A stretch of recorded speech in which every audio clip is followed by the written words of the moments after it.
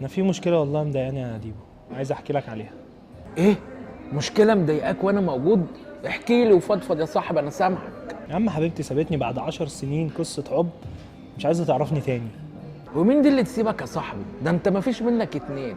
وعلى فكره بقى هي اللي خسرانه، وهقول لك على حاجه، انت بكره هيجي لك ستها. طب والله يا ديبو انت اللي بتريحني لما بقعد معاك يا عم. عيب يا ابني، ده انت اخويا مش صاحبي. والله وانا كمان في حاجه كده مضايقاني وكنت عايز احكي لك عليها. مضايقك؟ طب قول طيب. والله يا صاحبي الدنيا جايه عليا قوي، حاسس ان انا مش لاقي نفسي ومخنوق. انت معايا يا صاحبي؟ يا ابني ما انا مركز معاك اهو. يا ابني ما تركز معايا، انا بكلمك. طب ثواني.